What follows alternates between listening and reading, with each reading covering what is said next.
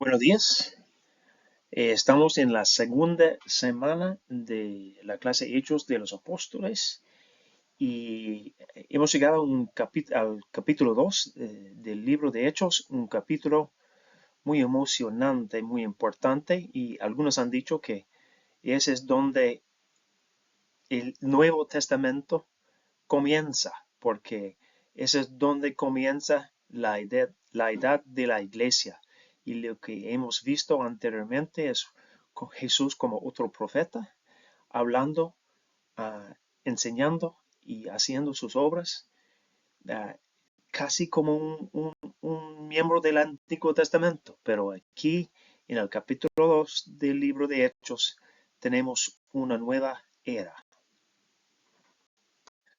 Mis comentarios sobre este capítulo 2 no son exhaustivos, pero van a seguir este plan. Voy a hablar del evento en sí mismo, el evento de Pentecostés, y número 2, la explicación de Pedro en cuanto al significado de este evento, y tercera, los efectos del evento de la explicación y de la predicación de Pedro.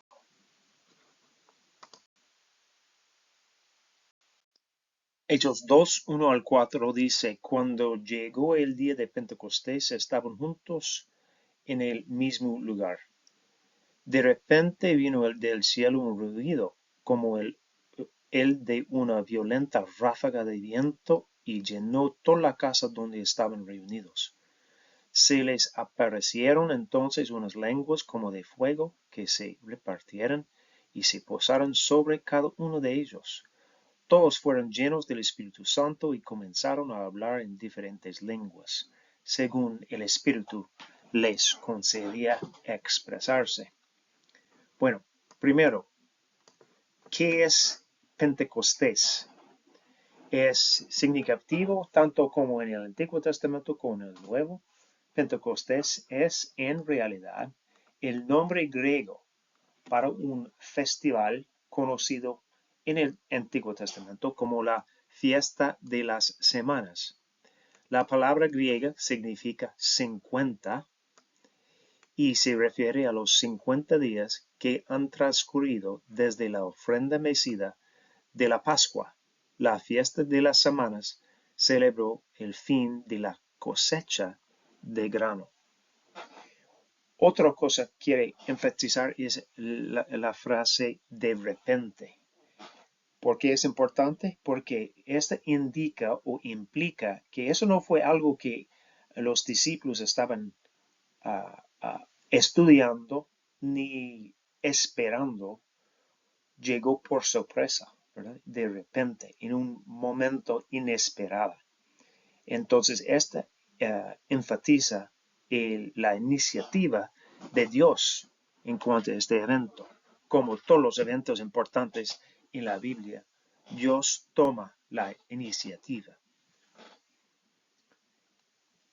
Y luego vemos un ruido como una violenta ráfaga de viento. Note que es un ruido, no es un viento, es un ruido que llama la atención, que tiene la semejanza a una tormenta. Y vemos en Job, en Éxodo y en varios lugares que muy a menudo Dios habla o se acerca a su pueblo por medio de una tormenta, de un viento.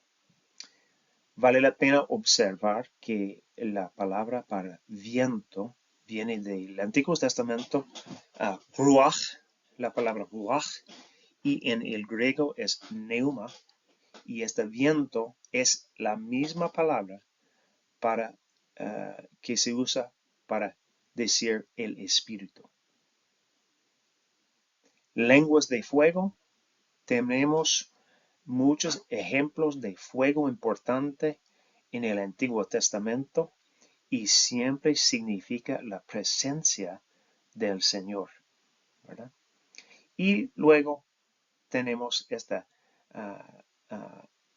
acontecimiento de hablar en diferentes lenguas, lenguas establecidas, en lenguas que la gente reconocieron y que alguna de la gente entendieron.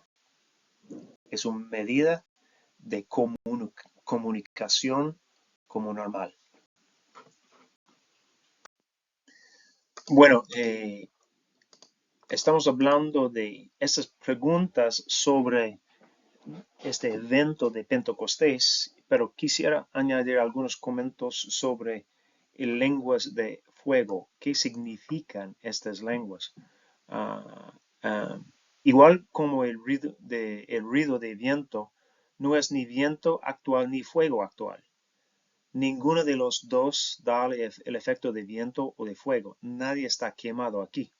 Entonces es claro que tiene un significado importante, está enseñando o señalando algo.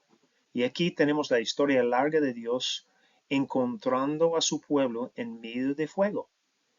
Por ejemplo, en el pacto con Abraham en Génesis 15, Dios se manifestó su presencia y autoridad a través de una antorcha encendida. También Dios habló con Moisés a través de la zarza ardiente. Además, Dios guió al pueblo con una columna de fuego por noche. Elías fue llevado al cielo en un carro de fuego. Juan el Bautista, Jesús dijo que el pueblo iba a ser bautizado por el Espíritu Santo, es decir, por fuego. Un ejemplo de estos. Pero también es importante pensar en el hecho de que estas llamas de fuego se repartieron y se posaron sobre cada uno de los discípulos. El erudito Thomas dice que el hecho de que estas lenguas se repartieron y posaron sobre cada uno sugiere la idea que ya lo que era aislada en un lugar, quizás en el templo, que significaba la presencia de Dios, ahora está con cada creyente.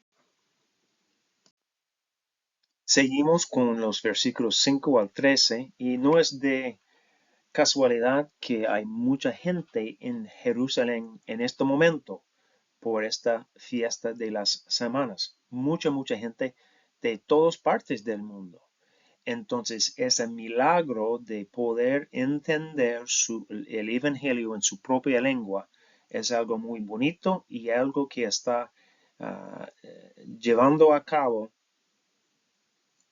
y bueno, por lo menos obrando en el Gran Comisión, alcanzando a gente hasta los confines de la tierra, ¿verdad? Por supuesto, como siempre ocurre, un evento que hace Dios o una obra de Dios, algunos no lo creen y se burlan de esto. Eso es como un patrón que vemos en la vida y en muchos casos en la Biblia.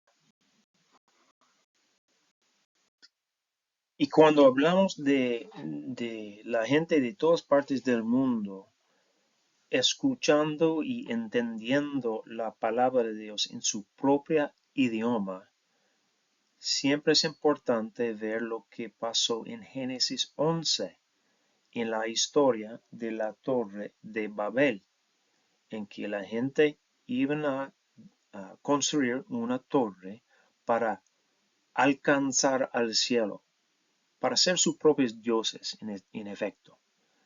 Pero al final lo que hace ese Dios es Él confunde los idiomas del ser humano hasta que todos hablan diferentes idiomas. Y dice en 11, versículo 8 de Génesis, de esta manera el Señor los dispersó desde allí por toda la tierra y por lo tanto dejaron de construir la ciudad. Por eso a la ciudad se le llamó Babel, porque fue allí donde el Señor confundió el idioma de toda la gente de la tierra y de donde los dispersó por todo el mundo.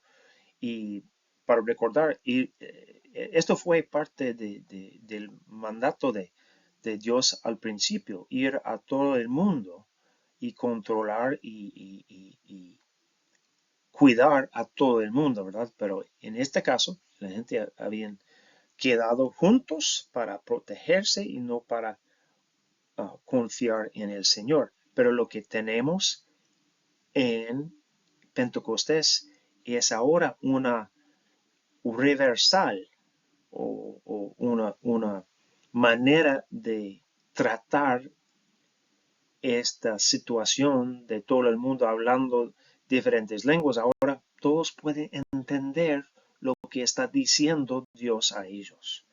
Entonces es algo inverso de lo que pasó en Génesis 11. Ahora pasamos a la predicación de Pedro en ese momento que empieza en el versículo 14.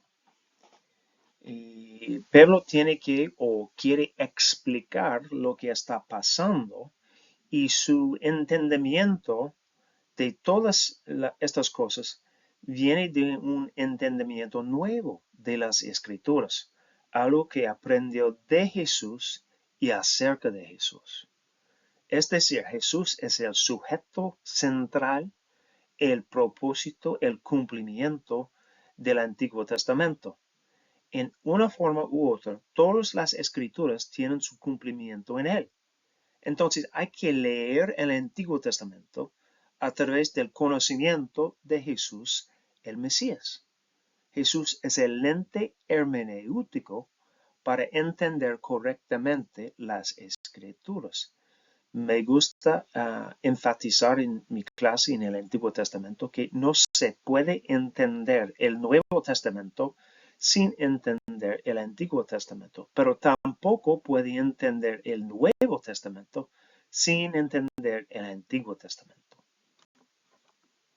Voy a explorar brevemente algunos pasajes que explican esta manera de entender toda la Biblia, especialmente el Antiguo Testamento.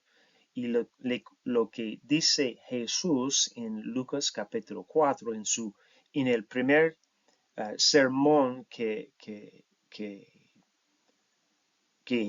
explica Lucas de Jesús, Jesús habla de un pasaje del Antiguo Testamento y al final dice, hoy se cumple esta escritura en presencia de ustedes, diciendo que Jesús mismo es el cumplimiento de estas palabras del Antiguo Testamento, ¿verdad?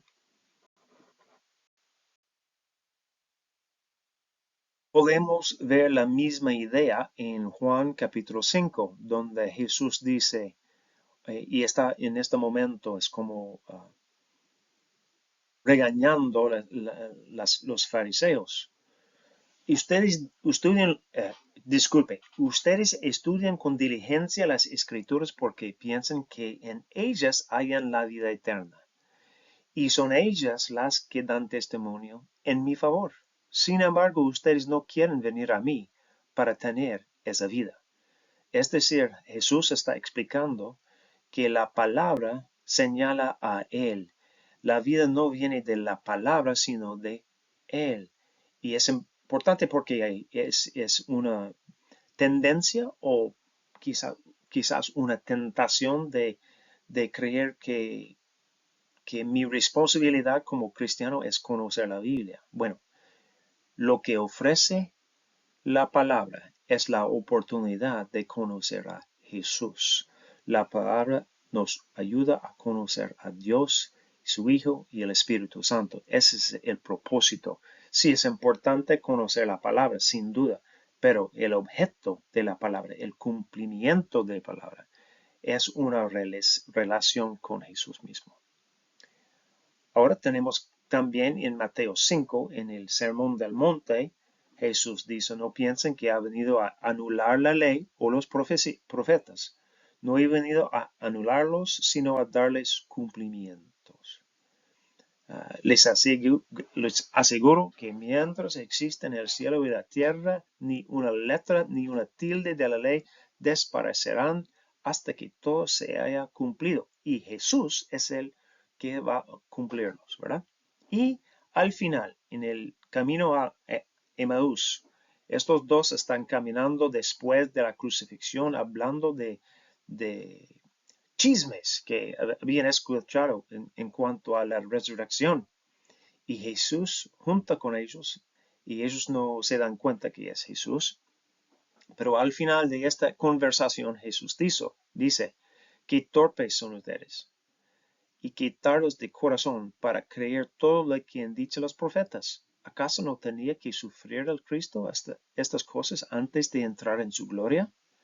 Entonces, comenzando por Moisés y por todos los profetas, les explicó lo que se refería a él en todas las escrituras.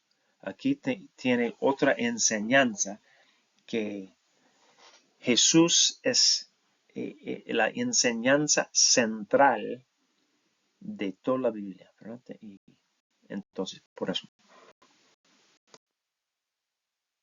Pedro empieza con una explicación de un pasaje de Joel. Entonces, Pedro está interpretando los eventos de su experiencia a través de la lente del Antiguo Testamento, pero este nuevo entendimiento del Antiguo Testamento que tiene sabiendo o entendiendo que Jesús es el centro de todo. Aquí tenemos el pasaje en Joel, que es la base de la prédica de Pedro en este capítulo. Algunos detalles para notar. Últimos días. Estamos junto con Pedro en los últimos días. Estamos esperando la llegada, la venida segunda de Cristo. Estamos entre la primera venida de Cristo y el segundo. Y aquí tenemos el Espíritu Santo sobre todo el género humano. No está restringida a los judíos, aunque esa es una lección que todavía está por delante, ¿verdad? Y está hablando de estos dones, estos señales que se caracterizan o la crucifixión o la llegada del Espíritu Santo. Aquí tenemos algunos detalles para notar. Otra vez, Pablo enfatiza evidencia de la vida, de la identidad, de la divinidad de Cristo, ¿verdad? Un hombre acreditado por Dios ante ustedes con milagros, señales, prodigios, y los cuales realizó entre ustedes por medio, como bien lo saben. Segunda, él señala que la responsabilidad por la crucifixión fue gente malvada, pero gente como judíos, no solamente los romanos, sino los judíos a los que estaban hablando en ese momento. Y la victoria enfatiza la victoria de Dios sobre esta crucifixión, sobre la muerte. Tiene un resumen muy fuerte de detalles muy importantes en la vida, en la muerte y la resurrección de Cristo. Desde ahí, Pedro habla de dos salmos que tienen evidencia o profecía sobre la crucifixión y la resurrección de Jesús, y termina con una poderosa acusación, condenación en el versículo 36, diciendo, por tanto, sépalo bien que todo Israel que a este Jesús a quien ustedes crucificaron, Dios lo ha hecho Señor y Mesías. Ese es el punto, es que el pueblo está culpable de la muerte, de la crucifixión de Jesús. ese debe traer un conocimiento de su propio pecado y su necesidad antes del Señor, antes de su Salvador. La gente reacciona de manera buena en realidad. 37. Cuando oyeron esto, todos se sintieron profundamente conmovidos y les dijeron a Pedro y a todos los otros apóstoles: hermanos, ¿qué debemos hacer? Es una expresión en realidad de confesión. Sí, tiene razón Pedro. Somos culpables de este crimen contra el Hijo de Dios. Entonces Pedro no está tratando de suavizar su mensaje. Dice: arrepiéntanse y bautícese cada uno de ustedes en el nombre de Cristo para perdón de sus pecados. Les contestó Pedro, y recibirían el don del Espíritu Santo. En efecto, la promesa es para ustedes, para sus hijos y para todos los extranjeros, es decir, para todos aquellos a quienes el Señor nuestro Dios quiere llamar. Y con muchas otras razones les exhortaba insistentemente: sálvense de esta generación perversa.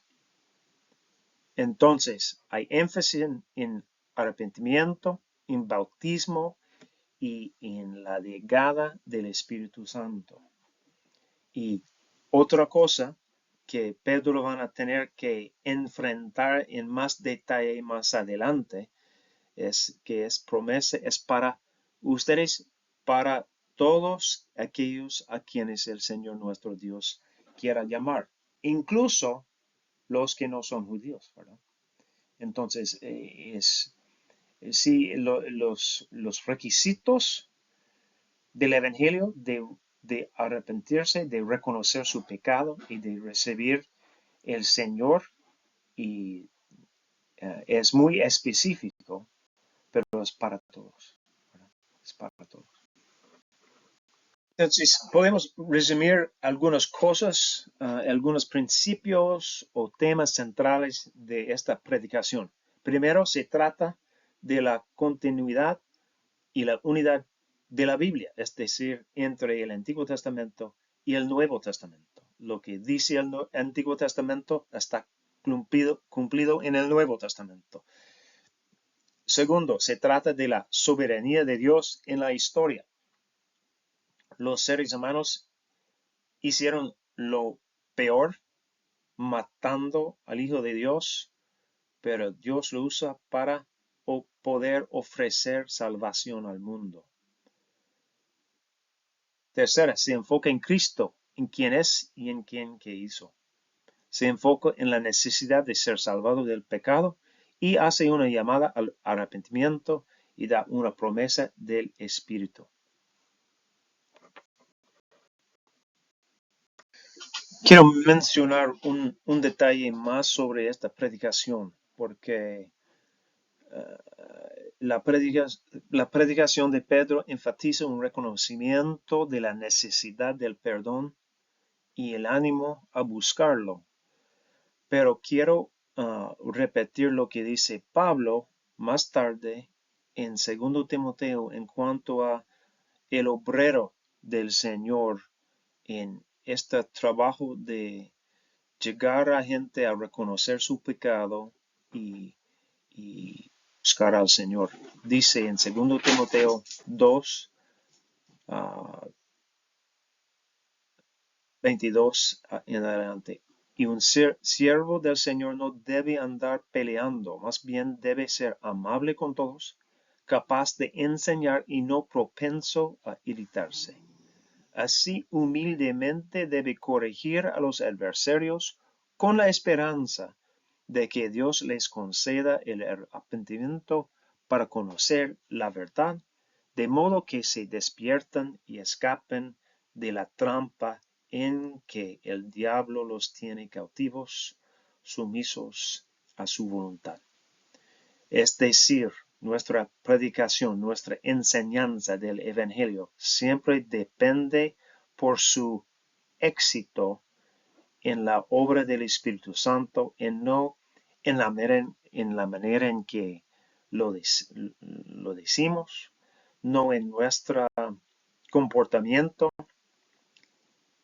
sino en el poder de Cristo en la vida de esa persona. En esos versículos al final del capítulo se ve la práctica de la iglesia primitiva. Y probablemente todos han escuchado muchos sermones sobre el asunto, pero es un pasaje muy importante en cómo qué son las prioridades de una iglesia. Y se ve estos en estos versículos. Podemos decir que uno de los efectos de esta predicación de Pedro en el día de Pentecostés fue la formación de la iglesia y que esta iglesia se caracterizaba por las características siguientes. El aprendizaje de la palabra, es decir, la enseñanza apostólica. La comunión, en griego es koinonia, es decir, las reuniones, la generosidad, un sentido de comunidad. El partimiento del pan, la oración, la alabanza, el gozo o la alegría a pesar de circunstancias, porque esa iglesia nació en circunstancias muy adversas, ¿verdad? Un sentido de maravilla, una esperanza que Dios está obrando, que Dios está manifestándose entre su pueblo. Y de la evangelización, el crecimiento notado por Lucas. En las palabras de Juan Stott, él caracteriza a la iglesia aquí en la manera siguiente. Era una iglesia que se instruía, era una iglesia que amaba, era una iglesia que adoraba y era una iglesia que evangelizaba. Cierro con estas palabras de Stott. Dice, los apóstoles presentaban el mismo relato sobre Jesús en tres niveles, como un hecho histórico, testimoniado por sus propios ojos, con significado teológico, es decir, interpretada por los escritores, y como un mensaje contemporáneo, enfrentando a hombres y mujeres con la necesidad de una decisión. Nosotros tenemos la misma responsabilidad hoy de narrar la historia de Jesús como un hecho, como doctrina y como buena noticia.